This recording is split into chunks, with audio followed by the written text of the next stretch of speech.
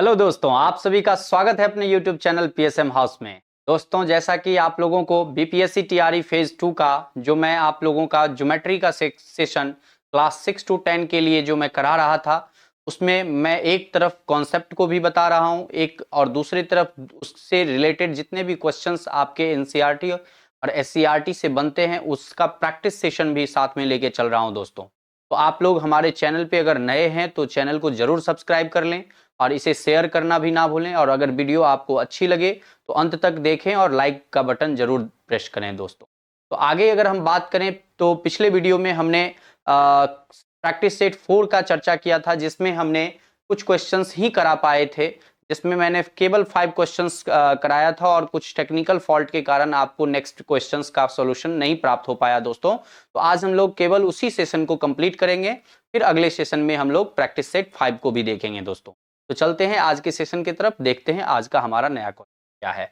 ये दोस्तों हम लोग बात कर रहे थे प्रैक्टिस सेट 4 में ही, जिसमें हम लोगों ने देखा है कि क्वेश्चन नंबर 5 तक का क्वेश्चंस जो है वो हम लोग कर चुके हैं। ये क्वेश्चन प्रैक्टिस सेट हमारा 4 है, जिसमें हम लोग क्वेश्चन नंबर 5 तक का जो है हमारा प्रैक्टिस हो चुका है। आगे हम लोग बात करेंगे 6 से। ये सब क्वेश्चन का हमने प्रैक्टिस करा रखा है। अगर आज हम बात करेंगे तो हमारे सामने ये क्वेश्चन नंबर 6 आता है। दोस्तों, अगर आप ध्यान देंगे तो ये क्वेश्चन नंबर 6 आपके सामने स्क्रीन पे है। दोस्तों, आज हम लोग क्वेश्चन नंबर 6 से स्टार्ट करते हैं और देखते हैं कि इसको किस तरह से क्वेश्चन को करना होता है। बहुत ही शानदार का क्वेश्चन है। दोस्तों, देखेंगे कि D is a point on the side BC। BC पर D कोई पॉइंट है। दोस्तों, तो किस में? ट्रायंगल ABC में। तो एक ट्रायंगल ABC आप ड्रॉ कर लेंगे। इस ABC में आपको क्या करना है? एक D पॉइंट ले लेना है। दोस्तों, तो ये D पॉइंट हमने यहां पर ले लिया, यहां पर एक पॉइंट D ले लिया और इस D से AD को मिला देना है। जैसे ऐसा मिलाना है कि ये एंगल BAC को, दोस्तों BAC ये वाला जो एंगल है इसको बाइसेक्ट करता है। दोस्तों, यहाँ पे स्पष्ट लिखा है कि ये एंगल को बाइसेक्ट करता है। ये बाइसेक्ट का मतलब होता है कि दो इक्वल भाग में विभाजित करता है। दोस्तों, तो जब ये लाइन AD जब आप यहां से ड्रॉ कर रहे थे तो ये एंगल एक कंप्लीट एंगल BAC को दो इक्वल पार्ट में बांट रहा था। दोस्तों, जो अगर आप दोनों इक्वल पार्ट को देखें तो एक ये वाला पार्ट और ये वाला पार्ट। अगर एग्जांपल के तौर पे आप समझें तो अगर ये 60 डिग्री का अगर एंगल बन रहा था दोस्तों, तो ये लाइन जो है इसको 30-30 डिग्री में कन्वर्ट कर दिया है। दोस्तों, ये 30-30 डिग्री हम केवल आपको एग्जाम्पल के लिए दिखा रहे हैं, जबकि ये आपका कोई एग्जैक्ट एंगल नहीं है। दोस्तों, तो हम लोग बात ये कर रहे थे कि एंगल बाइसेक्टर यहां पर हो क्या रहा है, तो उसको हम आपको समझाने के लिए केवल ये मैंने आपको बताया है। अब अगर इस क्वेश्चन को देखा जाए और इस क्वेश्चन का सॉल्यूशन किया जाए दोस्तों, तो वो क्या होगा आप देखेंगे। यहां पर तब आपसे पूछा है रिलेशन BD CD के बराबर होगा, BA BD के बराबर, BA BD से बड़ा होगा या BD बड़ा होगा BA से, यहाँ पर CD बड़ा होगा CA से, ऐसा कोई रिलेशन आपको निकालना है। तो बहुत ही शानदार का क्वेश्चन है। देखिए, यहां पर हम लोग एक कॉन्सेप्ट लगाएंगे, एक्सटीरियर एंगल प्रॉपर्टी। अगर आप इस प्रॉपर्टी को देखे हैं, ये मैंने आपको पढ़ाया है ट्रायंगल के प्रॉपर्टीज में, आई थिंक कि लेक्चर 4 या 5 में इस चीज को हमने कंक्लूड किया है। तो वहां पर अगर आप वीडियो को नहीं देखे हैं तो जा करके देख सकते हैं। उस पर मैंने बताया है कि एक्सटीरियर एंगल जो होता है दोस्तों, वो इंटीरियर एंगल के सम के, दोनों इंटीरियर एंगल के सम के बराबर होता है। तो ये हमारा अगर ये एक्सटीरियर एंगल है दोस्तों, तो ये वाला एंगल और इस वाले एंगल, ये दोनों इसके अपोजिट इंटीरियर एंगल हो गए। इसका हिंदी में अगर हम कहें तो ये एक्सटीरियर का मतलब होता है बाह्य कोण। बाह्य कोण जो है वह अंतः दो कोणों के योग के बराबर, सम के बराबर होता है। दोस्तों, तो ये कंसेप्ट यहां पर एक्सटीरियर एंगल प्रॉपर्टी में कहता है। फिर यहां पर आप इस कॉन्सेप्ट को लगाएंगे तो एंगल BDA जो पाएंगे दोस्तों, वो बराबर हो जाएगा angle DAC plus angle DCA के बराबर हो जाएगा। अब यहां से अगर DCA को, अगर कुछ भी एंगल का मेजरमेंट होगा DCA, उसको अगर हटा दिया जाए तो आप यहां पर निश्चित रूप से कह सकते हैं कि BDA जो है वो DAC के क्या हो जाएगा? DAC से बड़ा हो जाएगा। दोस्तों, अब यहां पर कंडीशन DAC से बड़ा अगर जैसे ही हो जाता है तो ये DAC जो है दोस्तों, वही तो बराबर है किसके? BAD के बराबर है। तो यहां पर हम लिख सकते हैं एंगल बी डी ए बड़ा हो जाएगा किसके, बी ए डी के बड़ा हो जाएगा।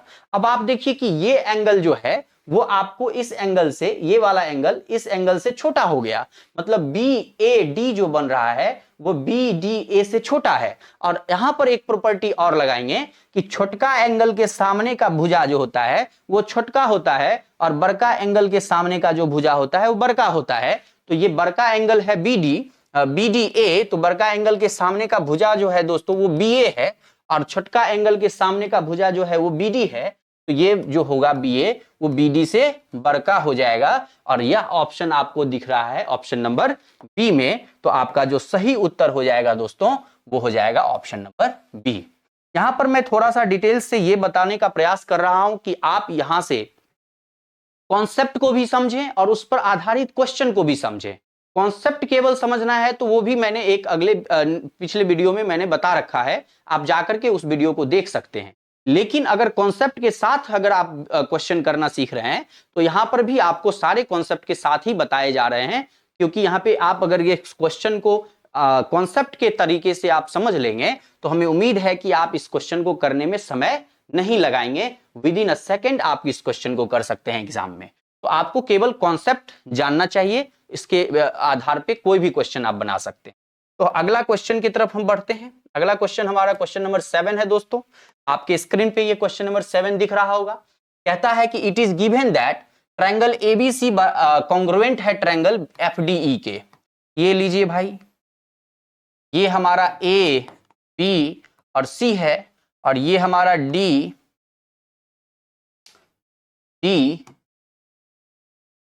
एफ डी ई है। लीजिए एफ डी ई, तो एफ डी ई ट्रायंगल में आप देखेंगे कि ए बी का जो लेंथ है वो 5 सेंटीमीटर दे रखा है, तो ये हमारा 5 सेंटीमीटर है। एंगल बी का मेजरमेंट जो है वो 40 डिग्री दे रखा है, तो 40 डिग्री है। एंगल ए का जो मेजरमेंट है वो 80 डिग्री दे रखा है, तो ये 80 है। तो आपसे कह रहा है then which of the following is true, तो इस नीचे में जो है वो कौन सा सत्य है, इसको आपको समझना है। दोस्तों यहाँ पे हम केवल 4 ऑप्शन वाले ही ऑप्शंस लेकर के आए हैं, तो आपको घबराना नहीं है कि 5 ऑप्शंस होंगे तो आपको कैसे क्वेश्चन करने हैं। इसी में डी और ई ऑप्शन आपको कंफ्यूज करने के लिए दिए जाएंगे, लेकिन उसमें भी बहुत सारे सत्य होते हैं, तो आपको वहां पर कंफ्यूजन करना है, तो उस कंफ्यूजन से बचना है। तो आपको कॉन्सेप्ट को बेस मान करके सवाल करना सीख जाइए, तो आपको किसी भी स्तर पर कंफ्यूजन नहीं होगा। लेकिन हाँ कि आपको अधिक से अधिक डी और ई ऑप्शन वाले क्वेश्चन का प्रैक्टिस कर लेना चाहिए दोस्तों।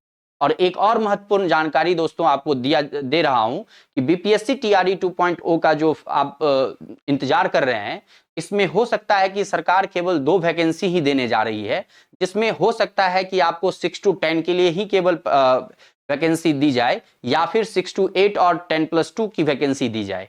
तो अगर आप 6 to 10 की तैयारी कर रहे हैं तो यहां पर अपना तैयारी को थोड़ा सा और भी बूस्ट कर लें, क्योंकि अगर ये वैकेंसी आपको आती है तो वहां पर आपको तैयार रहना है। और 6 to 8 वाले के लिए सबसे महत्वपूर्ण है कि उसमें जो वैकेंसी है दोस्तों लगभग 31,000 से ऊपर का वैकेंसी रहेगा, तो आपको वहां पे अधिक से अधिक संख्या में कंपटीशन देखने को मिलेगा। तो आपकी तैयारी उससे भी उसके लेवल से अधिक होनी चाहिए दोस्तों। और भी जो कट ऑफ जारी किया गया है बीपीएससी टीआरई फेज 1 का, हम उसका भी एनालिसिस लेकर के आएंगे और आपको बताएंगे कि आप किस स्तर का तैयारी करें कि आप उस कट ऑफ को क्रॉस कर सकते हैं दोस्तों। उसको हम लोग नेक्स्ट वीडियो में भी बात करेंगे। तत्काल हम लोग इस क्वेश्चन को देखते हैं। ये क्वेश्चन हमारा यहाँ पर कह रहा है कि which of the following is true.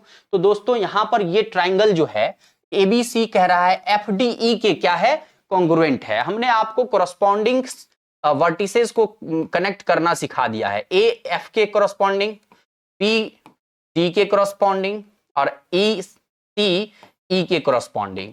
तो यहां पर अगर ये दोनों कॉन्ग्रुएंट है दोस्तों, तो यहां पर निश्चित रूप से ये जो ए बी है दोस्तों वो ए बी बनेगा एफ डी से। तो एफ डी का लेंथ जो होगा ये वाला वो 5 सेंटीमीटर होना ही चाहिए। तो अब आप ये देख लीजिए कि एफ डी कहां कहां है, डी एफ यहां पर है, डी एफ यहां पर है, टीई है और डीई है। तो ये दोनों ऑप्शन तो आपका क्या हो गया, खल्लास हो गया। इस दोनों का ऑप्शन का कोई महत्व नहीं है बचा दोस्तों। अब अगर आप बात करें अगले स्टेटमेंट का, तो अब आपके सामने यहां पर ए एंगल 80 है और बी एंगल 40 है। तो आपके सामने अगर ए और बी दिया हुआ है तो ए और बी एफ और डी को रिलेट करता है, लेकिन यहां पर अगर आप देखेंगे तो एफ का वैल्यू दिया हुआ है 60, जो कि अगर एफ को रिलेट करे तो वो ए के बराबर होगा, और ए एंगल एफ के बराबर अगर लेके जाएं तो ये 80 डिग्री हो जाएगा दोस्तों। और अगर बी के बराबर, हमारा बी डी के बराबर है तो बी डी के करस्पॉन्डिंग है, बराबर की बात मैं जब बोल रहा हूं तो वो करस्पॉन्डिंग की बात कर रहा है, तो बी डी के करस्पॉन्डिंग है, तो डी जो है हमारा बी जो है हमारा वो 40 है, तो ये वाला भाई साहब हमारा 40 हो जाएगा।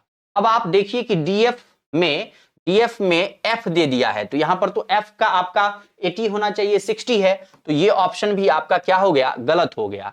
लेकिन इसमें ऑप्शन ई दिया हुआ है दोस्तों 60 डिग्री, तो आप आसानी से ऑप्शन ई निकाल लीजिए कि क्या ये 60 होगा, तो एकदम होगा। 40 प्लस 80 का सम 120 होता है, और 180 में से 120 को घटा दीजिए दोस्तों, तो वो 60 डिग्री ही निकल करके आएगा, जो कि ऑप्शन नंबर आपका एंगल ई का जो मेजरमेंट होगा वो 60 होगा। इस तरह से आपका ऑप्शन नंबर बी जो होगा दोस्तों वो सही आंसर हो जाएगा, ये आपका सही उत्तर होगा ऑप्शन नंबर बी। तो अगर हम बात करें, इसका स्क्रीनशॉट भी आप लेकर के अपने सॉल्यूशंस को रख सकते हैं, ध्यान से आप अगर देख रहे होंगे तो समझ भी पा रहे होंगे। आगे की बात अगर करें तो दोस्तों अगला क्वेश्चन हमारे स्क्रीन पे क्वेश्चन नंबर 8 है, इसको भी ध्यान से देखिएगा, बहुत ही शानदार का क्वेश्चन है। कहता है कि two sides of a triangle, दो भुजाएं किसी त्रिभुज का, आर ऑफ लेंथ 5 सेंटीमीटर, दो भुजाएं, मान लीजिए कि ये एक ट्रायंगल है एबीसी, जिसमें से एक भुजा का लंबाई 5 सेंटीमीटर है दोस्तों और दूसरा का 1.5 सेंटीमीटर। तो कहता है कि the length of the third sides of a triangle can not be, तीसरे साइड का लेंथ कौन सा नहीं हो सकता है दोस्तों। इसको अगर आपसे पूछा जा रहा है तो आप इसको कैसे बताएंगे। हमने आपको मेथड सिखाया है कि भैया A B plus B C का जो सम होगा वो ग्रेटर होगा ए सी से, ए सी प्लस बी सी का जो सम होगा वो ग्रेटर होगा ए बी से, और ए बी को तो ले रखे हैं। अब अगर हम बात करें बी सी ए बी हाँ ए बी प्लस ए सी का जो सम होगा वो ग्रेटर होगा बी सी से, तो आपको ये तीनों कंडीशन को वेरीफाई करना होगा। यहां पर जनरली हम लोग क्या करेंगे, दो वैल्यू आपके सामने दे रखा है, यहां पर आप उठाएंगे 3.6 को, केवल एक ऑप्शन को उठाइए। अगर आप 3.6 को उठाते हैं तो 3.6 और प्लस 1.5 का सम जो होगा दोस्तों वो 5 से बड़ा है। देखिए कि 3 1 4 और 6 5 11, 11 वाला एक जो हो जाएगा 4 में जुड़ेगा तो 5.1 हो जा रहा है कि जो कि बड़ा है। तो दो छोटका का सम बड़का से बड़ा, ये वाला से बड़ा है।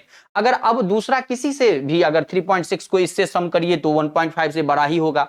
अगर आप 3.6 को छोड़ देते हैं 1.5 और 5 को जोड़ करके देखिए तो भी वो 3.6 से बड़ा ही होगा। तो ओवरऑल ये क्राइटेरिया को फुलफिल कर रहा है, तो इसके आगे इस दोनों को हमको देखना भी नहीं पड़ेगा। अब इससे छोटका वाला वैल्यू हमको देखना है, ये 3.4। अब आप अगर 3.4 को दोस्तों देखते हैं तो 3.4 में 1.5 को अगर ऐड करें तो ये 5 से बड़ा नहीं होगा दोस्तों। देखिए इसको जोड़ करके तो 5 4 9 3 1 4 4.9 जो कि 5 से बड़ा नहीं है दोस्तों। ऑप्शन नंबर डी जो होगा वो आपका सही उत्तर हो जाएगा। यहां पर ही क्वेश्चन आपको फंसाने के लिए ऑप्शन डी और ई का उपयोग करेगा आयोग दोस्तों। तो यहां पर आप डी और ई में उलझ जाएंगे तो यहां आपका सब गड़बड़ हो जाएगा। इसीलिए आप कॉन्सेप्ट को अगर जानते हैं तो धराधर आप ऑप्शंस में क्वेश्चन को कर सकते हैं, बहुत ही आसान होता है ये तरीका। अगर हम आगे की बात करें तो नेक्स्ट क्वेश्चन हमारे सामने है दोस्तों, क्वेश्चन नंबर 9। बहुत ही शानदार का क्वेश्चन ये भी है, आपकी स्क्रीन पे है, दिख रहा है। ये एक ट्रायंगल है पी क्यू आर। इस ट्रायंगल में आप अगर देखें तो क्वेश्चन कह रहा है कि इसका एंगल आर जो है वो ग्रेटर है एंगल क्यू से। तो एक ट्रायंगल पहले बना लीजिए भाई पी क्यू आर। अगर इस ट्रायंगल को आप देख पा रहे हैं तो देखिए कि ये एंगल पी क्यू आर एक आपके पास एक ट्रायंगल है, इसमें एंगल आर जो है ये आर ये बड़का है एंगल क्यू से, इस एंगल से ये बड़का है, मतलब एंगल आर जो है वो एंगल क्यू से बड़ा है। तो यहां पर आपसे पूछ रहा है कि आपको पूछ ये रहा है, ये रिलेशन दे रखा है और हम आपको पहले ही पढ़ा चुके हैं कि बड़का एंगल के सामने का जो भुजा है वह बड़ा होता है तब उस एंगल में, उस ट्रायंगल में।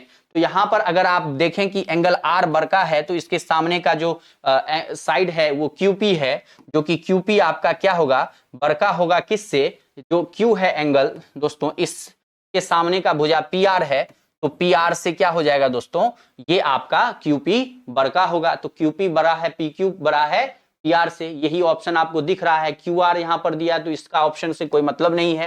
यहां पर पी क्यू दिया जो छोटा दे दिया तो ये भी आपका गलत है। क्यू आर दिया यहां पे तो ये भी आपका गलत है। तो सही उत्तर आपका ऑप्शन नंबर बी हो जाएगा। यहां पर कॉन्सेप्ट क्या कहता है, कॉन्सेप्ट कहता है कि किसी भी जो ग्रेटेस्ट एंगल होगा उसके सामने का जो आपका साइड होगा उसका जो लंबाई है दोस्तों वो लॉन्गेस्ट होगा। मतलब कि ग्रेटेस्ट एंगल के सामने का जो साइड है वो लॉन्गेस्ट होता है दोस्तों, ये आपको ध्यान रखना है। मतलब कि सबसे लंबा जो सबसे बड़ा जो एंगल है उसके सामने का जो भुजा है वह लंबा होता है, सबसे लंबा होता है, ये आपको ध्यान रखना है। अगर हम आगे की बात करें तो क्वेश्चन नंबर 10 हमारे स्क्रीन पे आप देख पा रहे होंगे। बहुत ही शानदार का क्वेश्चन आपके स्क्रीन पे दिख रहा होगा और बहुत ही बेहतरीन क्वेश्चन इसलिए हम कहेंगे कि यहां पर आपको दो चीजें आपको समझनी है। यहां पर ट्रायंगल एबीसी है और पीक्यूआर दो ट्रायंगल है दोस्तों। बहुत ही सुंदर सा क्वेश्चन है ये, ए बी सी, और यहां पर एक ट्रायंगल है पी, ये है पी क्यू आर, ये दो ट्रायंगल आपने देखा। इसके बाद यहां पर कह रहा है कि ए बी बराबर है ए सी के। बहुत ही बेहतरीन बात आपको देखने के लिए मिला, ए बी बराबर है ए सी के। अब जैसे ही ए बी बराबर ए सी दिखा तो आप सीधा सीधा मान लीजिए कि इसका अपोजिट एंगल भी बराबर होगा दोस्तों। ये सब थ्योरम पढ़ना है दोस्तों क्लास 9 में, जो इसका प्रूफ भी है। तो मैं यहां पर कोई थ्योरम्स आपको पढ़ा नहीं रहा हूं, कोई थ्योरम्स आपका प्रूफ नहीं कर रहा हूं। आपको वो सब अपने जीवन में करना था, आपने किया होगा। अब आपको केवल उसके क्वेश्चंस को दिमाग में रखना है कि किस तरह के क्वेश्चंस आप कर सकते हैं, उस पर बेस्ड क्वेश्चंस क्या पूछे जाते हैं। तो केवल आपको ये रिमाइंड करने के लिए मैं बता रहा हूं कि ये थ्योरम आपको देख लेना चाहिए। और मैं भी यहाँ पे कॉन्सेप्ट वाले वीडियो में जरूर बताने जा रहा हूं दोस्तों। यहाँ पर ए बी बराबर है आपका ए सी के, तो एंगल बी बराबर हो जाएगा एंगल सी के। अब अगर बात करें एंगल सी जो है वह दिया है पी के बराबर, तो ये सी भाई साहब जो है वो पी के बराबर है, और एंगल बी जो है वो क्यू के बराबर, तो ये बराबर है इसके। अब देखिए दोस्तों यहां पर जो कंडीशन पूछ रहा है, द टू ट्रायंगल्स आर, ये दोनों ट्रायंगल क्या होगा, तो यह तो स्पष्ट हो गया कि ये दोनों जो ट्रायंगल है दोस्तों, क्योंकि इस एंगल का अगर मेजरमेंट मान लीजिए कि 40 डिग्री था और इस एंगल का भी मेजरमेंट मान लीजिए कि 40 डिग्री था, तो निश्चित रूप से इस एंगल का भी मेजरमेंट 40 डिग्री और इस एंगल का भी मेजरमेंट 40 डिग्री होगा। और दूसरा बात यहां पर इससे निष्कर्ष क्या निकलता है कि यह भी एक आइसोसेलस ट्रायंगल के रूप में आपको प्राप्त होता है, यह भी एक आइसोसेलस ट्रायंगल के रूप में प्राप्त होता है। लेकिन यह भी एक आइसोसेलस ट्रायंगल के रूप में, क्योंकि इसके भी अपोजिट साइड सब क्या हो गए दोस्तों, बराबर हो गए। लेकिन क्या ये अपोजिट साइड्स जिस लेंथ का होगा क्या यही लेंथ का ये भी होगा? नहीं होगा। दो डिफरेंट ट्रायंगल है, यहां पर ये कॉन्ग्रुएंसी रूल को फॉलो नहीं कर रहा है। कोई भी एंगल के दो एंगल के बराबर होने से कॉन्ग्रुएंट ट्रायंगल होने का कहीं से कोई कॉन्सेप्ट नहीं है दोस्तों। आप अगर आगे चल करके पढ़ेंगे भी तो ए कोरोलरी पढ़ेंगे दोस्तों, जो कि उपप्रमेय के रूप में पढ़ेंगे। किसका उपप्रमेय? तो आप ए सिमिलैरिटी थ्योरम जब आप पढ़ेंगे दोस्तों तो वहां पर आपको ये पढ़ना है, इसका कोरोलरी ये ए निकल करके आता है। प्रमेय का उपप्रमेय आपको ये देखने के लिए मिलेगा, लेकिन ये कहां पर? सिमिलैरिटी थ्योरम में पढ़ना है दोस्तों। यहां पर आपको ये चीज नहीं पढ़ना है। तो जब हम इस बात को देखेंगे तो यहां पर हमारे सामने जो कॉन्सेप्ट है दोस्तों, एक तो निकल करके आ गया कि ये दोनों ट्रायंगल जो है आइसोसेलस ट्रायंगल है। दूसरा क्या है कि ये कॉन्ग्रुएंट की बात करता है, तो कॉन्ग्रुएंट नहीं हुआ दोस्तों। तो अगर हम आप देखें ऑप्शन, तो यहां पे आइसोसेलस, यहां पे अगर बात करें ऑप्शन की, तो ऑप्शन में ये कह रहा है isosceles but not congruent. Yes, isosceles but not congruent, मतलब ये ऑप्शन आपका सही होने का चांस रखता है और सही है। अगर हम इसकी बात करें आइसोसेलस एंड कॉन्ग्रुएंट, तो भाई ये वाला जो है ऑप्शन है ये कहीं से भी सत्य नहीं है। आइसोसेलस है लेकिन कॉन्ग्रुएंट नहीं है आपका, तो वहां पर आप कॉन्ग्रुएंट नहीं कहेंगे। यहां पर कह रहा है कि कॉन्ग्रुएंट बट नॉट आइसोसेलस, भाई आइसोसेलस ही है, कॉन्ग्रुएंट तो है ही नहीं, तो ये ऑप्शन तो ऑलरेडी गलत हो गया। यहां पर कह रहा है नाइदर कॉन्ग्रुएंट नॉर आइसोसेलस, ना तो कॉन्ग्रुएंट है ना ही आइसोसेलस है, तो ये भाई साहब तो पूरी के पूरी तरह से गलत है। तो हम इसको अगर काट दें तो कोई दिक्कत नहीं है। तो आपका सही उत्तर जो आ जाएगा दोस्तों, ऑप्शन नंबर ए आपका करेक्ट आंसर होगा। इस क्वेश्चन के लिए आपको ध्यान रखना है। बहुत ही शानदार का क्वेश्चन है दोस्तों, और सारे questions NCERT SCERT based question है दोस्तों। अगर हम नेक्स्ट क्वेश्चन की तरफ बढ़े तो हमारे सामने एक क्वेश्चन ये आता है, क्वेश्चन नंबर 11 कहता है कि एक ट्रायंगल है एबीसी और ट्रायंगल है डीईएफ। पहले आप ट्रायंगल एबीसी, जैसे ही कोई क्वेश्चन आपको ज्योमेट्री में दिखे दोस्तों, सबसे आसान तरीका है उसके फिगर को ड्रॉ कर लेना, और फिगर भी ऐसा जैसा आपको क्वेश्चन कहे उसके अकॉर्डिंग ही आपको फिगर ड्रॉ करना है। तो एबीसी और डीईएफ जब आप ड्रॉ करते हैं, एबी कहता है एफडी के बराबर है, तो लीजिए भाई एबी जो है आपका एफडी के बराबर है, एबी यहां पर एफडी है ये वाला, इसके बराबर है। दूसरा कहता है कि एंगल ए जो है वो डी के बराबर है, ये एंगल ए जो है वो एंगल डी के बराबर है। The two triangles will be congruent. देखिए कहता है कि दो ट्रायंगल जो है ये कॉन्ग्रुएंट होगा, ये होगा कब होगा, इस बात को आपसे पूछ रहा है, लेकिन आपको यूज करने के लिए कह रहा है SAS एग्जम्स। आपको हमने पढ़ाया कि SAS जो है वो आपका कॉन्ग्रुएंसी का जो बेसिक आपका रूल है, उस रूल को ये डेवलप करता है दोस्तों, बेसिक रूल को ये बनाता है। जैसे आप अगर बात करें कि अगर आपसे पूछा जाए कि can you prove it the area of triangle ABC वो 1/2 इंटू बेस इंटू हाइट, तो निश्चित रूप से आप कहेंगे कि हाँ हम प्रूफ कर सकते हैं। आप इसको प्रूफ कर सकते हैं using the formula of using the formula of Heron's formula और the using of formula of area of आपका रेक्टेंगल।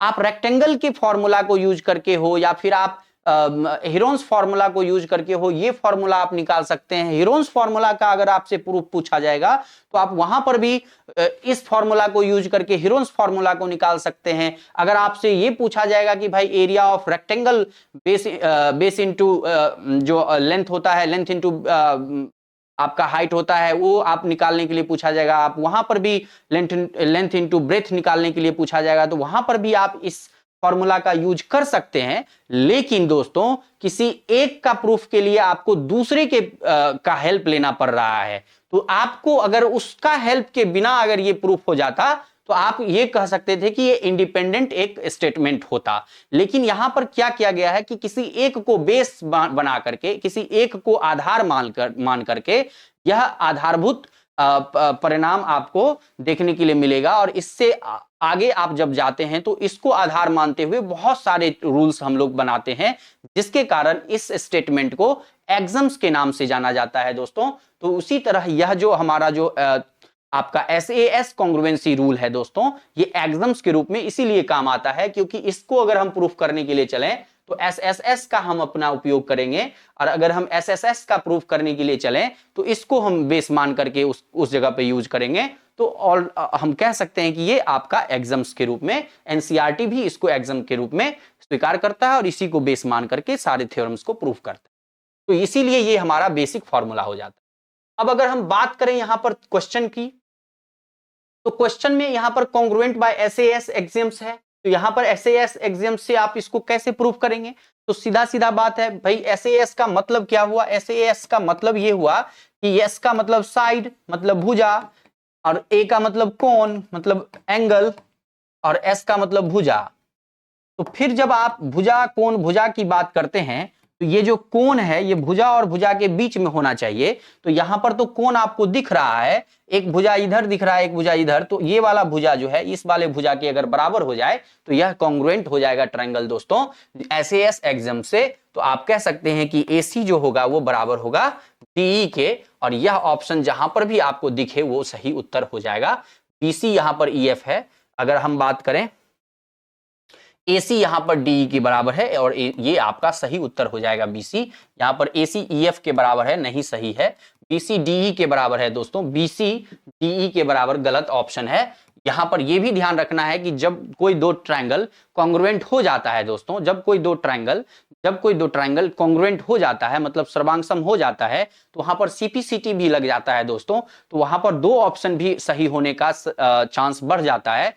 एक तो आपका इस SAS एग्जाम्स को केवल दिखाने के लिए दिखाना होगा कि ये इसके बराबर है तो ये SAS रूल को फॉलो करता है। और दूसरा ये भी हो सकता है कि उसमें उसके कॉरस्पॉन्डिंग साइड्स भी आ जाएंगे दोस्तों, संगत भुजाएं, जैसे कि इसमें BC जो है वो EF के बराबर हो जाएगा, क्योंकि ये सर्वांग सम हो चुका है। तो वहां पर ये भी ऑप्शन देखने के लिए मिल सकता है। तो वहां पर दोनों ऑप्शन सही होने के केस में मोर देन वन ऑप्शन वाला जो आपका ऑप्शन दिया रहता है वो सही भी हो सकता है। इस बात को ध्यान रखेंगे। आज के लिए हमारे सामने बस इतने ही क्वेश्चंस थे दोस्तों। अगर हम आज बात करें तो हमारा क्वेश्चन का यहाँ पे एंड होता है और ये सेशन हमारा एंड होता है। आगे हम फिर से अगले वीडियो में बहुत सारे क्वेश्चंस लेकर के आ रहे हैं दोस्तों। ये अभी केवल बेसिक बातें थी, इस पर अब हम लोग बहुत सारे क्वेश्चंस करने जाएंगे। तो अगर आप इस वीडियो को देख रहे हैं और आपको पसंद आया है तो निश्चित रूप से लाइक बटन दबाना ना भूलें दोस्तों। और दूसरा, आप अगर अभी तक चैनल को सब्सक्राइब नहीं किए हैं तो जरूर सब्सक्राइब कर लीजिए दोस्तों। यहाँ पर हम ढेर सारे कॉन्सेप्ट मैथमेटिक्स के ढेर सारे ब्रांचेज के हम आपको देने जा रहे हैं और बहुत जल्द आपको सब कुछ मिलने जा रहा है दोस्तों। तो आप जितना अधिक से अधिक संख्या में जुड़ेंगे दोस्तों, हम भी उस ताकत से आपका जो यहाँ पे सपोर्ट है दोस्तों वो हम आपको दे पाएंगे। तो आज के लिए बस इतना ही। धन्यवाद।